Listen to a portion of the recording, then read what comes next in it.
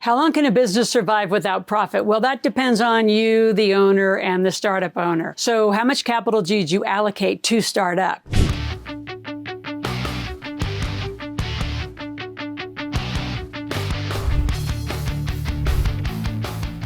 Now, I'm a huge fan of bootstrapping, which means you go from nothing, which means you're going to sell your time, you're going to sell your brains, and you're going to exchange. Is it the best business model? Absolutely not. But is it a way to start to get some cash? Absolutely. And I do it all the time. I 100% disagree with the gurus who say never trade your time for money, because they're trading their time all the time too. So it's just the dichotomy is ridiculous. So let's talk about a few things. How do you identify the warning signs of a non-profitable business just from the beginning? What startups, like how I just see them start wrong. Number two, what are some strategies that you can be really nimble and pivot quickly and adjust to get some cash flow in quickly? So I call those fast cash moves. And a lot of people don't know fast cash moves. Like if you needed to make money today, what would you do? And some of you say, well, I have a long lead cycle. Well, is there something you could put in to actually create a short lead cycle and a short sales cycle? And I know there is, but that's just more brainstorming and more creative mentoring. So number three, what are the critical actions you take to make sure you stay profitable? And again, I'm going to say from the beginning, I don't believe that you actually have to start and go into a huge nonprofit cycle. There's a few industries, like I'm in the marijuana space, right? So I have to go through an 8 to 12 week harvest,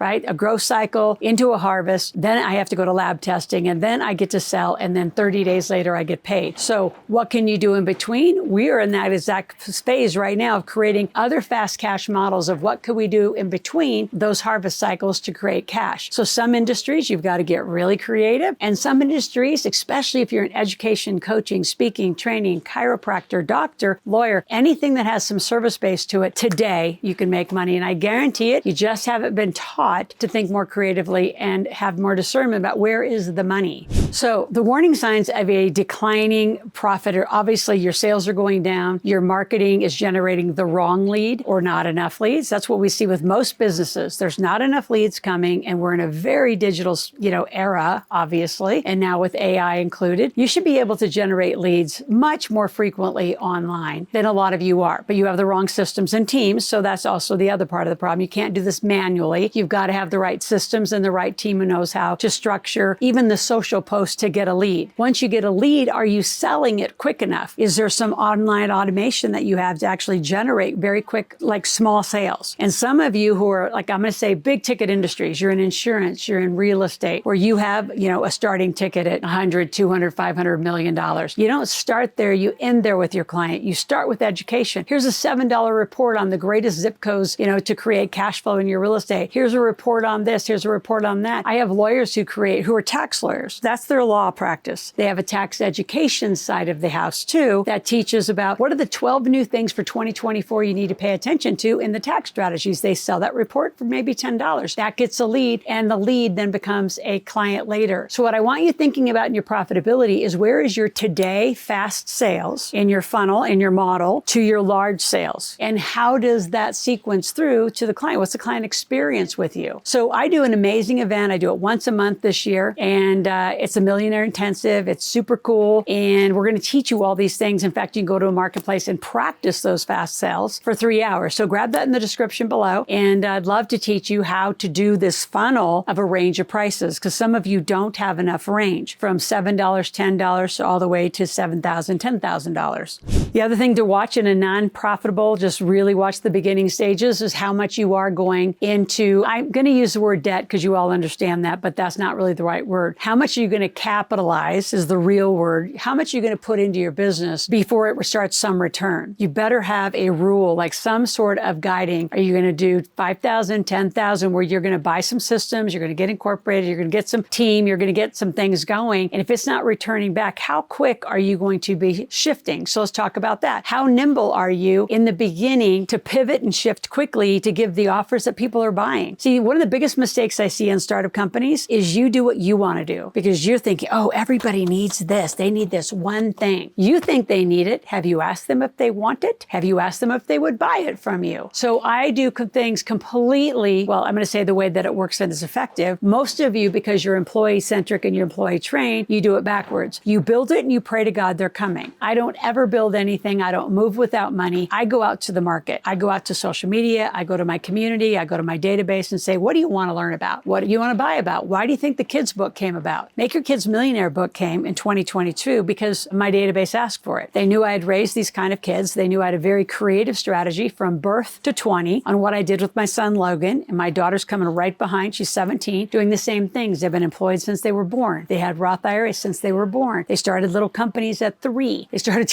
learning about money and touching money at 2 and 3 years old. So I have a whole pretty aggressive strategy to how do you parent financially and business literate children. And why did that happen? Because you asked for it. And I said, well, if you want it so much, then tell me what you want me to write about. Number one, again, more surveying, and then prepay me. So we pre-sold 13,000 books. Then the book went to print with a lot of input from a lot of people. So we knew the content was exactly what the people wanted, not what I wanted or what Kyle wanted. I mean, yes, we came with an agenda, but we didn't build it until someone bought it. So write that down. That is a $1 trillion tip. You have someone buy it, then you build it. You do not build it and then hope to God they're going to buy it, because they won't. And now you're going to be severely in debt with a whole bunch of product or services that nobody really wants. So as far as digital products and actually taking something to a book, I wouldn't do that for 6 months to a year. If you're a new author, don't go to print. You don't go to print on stuff like this. You go to print on stuff like this after 6 months and people are pre-ordering, they're using it, they're giving you feedback, you've adjusted, you've edited some chapters because they didn't like one, they wanted another. So you're in a relationship with your consumer. And I think a lot of you think, well, I'm just going to build it and they're going to come and they're going to buy it and it's going to be fabulous. Not going to happen, which is what causes non-profitable companies, because you are being right, not curious about your customer.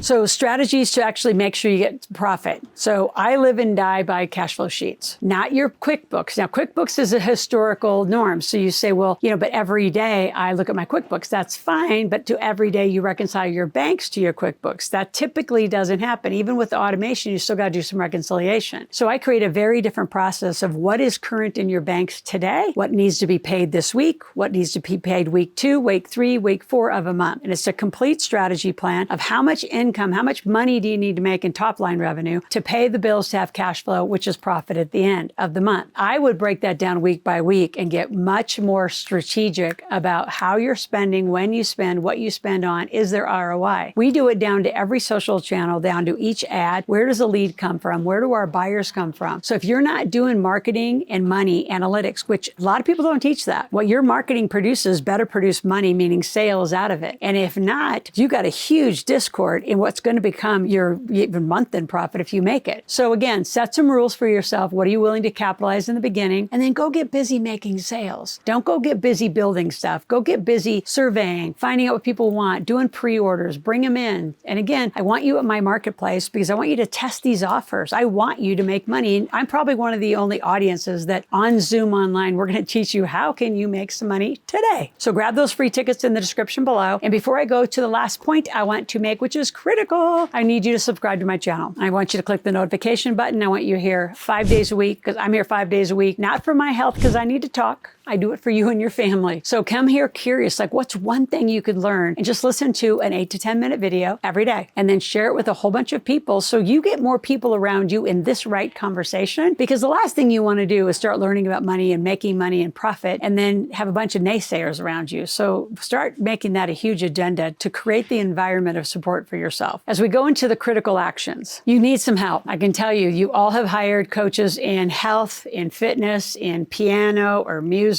or whatever you've hired coaches in. I'm hiring my daughter, somebody actually tutor coach her through some of these, college initial exam testing. Why? Because I like to score high. My son's getting a CPA exams. We get mentors and we get tutors. Many of you, you're in business and you've never been coached properly. So you come from an employee frame because you were a great engineer, or you were great whatever you were in your job. And then you come here and say, oh, I want to be an entrepreneur. It's a long walk from being an employee because you got to start with marketing. You got to get leads. Who's interested in what you're going to do and what you're going to offer? Then you got to sell. Then you got to manage the cash flow, make sure that the spending and the revenue coming in is actually balancing, that you're actually making a profit. Then you have to fulfill. You've got to still pay your overhead and bills. It's a lot to running a company. And I'm not scaring you up. I'm inviting you in. I want you to learn how to make money. It's the greatest gift you could give yourself for confidence ever. Other critical actions is to watch your bank accounts. And even though most of the stuff is automated and it's online, I don't know how many business owners do not go back week by week. And just because because it's a bank doesn't mean it's right. I mean, I'm not going to name the banks, but I know many of them, they don't line out. The audits don't work. Money's been taken out of your account wrong. You didn't get put in wrong. They missed a deposit. Like, you have to oversee your money. No one cares about it more than you. And you say, well, I'm going to hand it out to a bookkeeper. I have a bookkeeper and I still look at it every day, just like you as the owner needs to look at your cash flow. Your profitability matters to you as the owner more than anyone else. If you're a publicly traded company, it matters to your shareholders, which, by the way, you've now go to work for them. Whether you ever go public or not, it's a whole nother conversation, not today's conversation, but it is a big difference on how you want to run and how nimble you get to be in this profitability maze.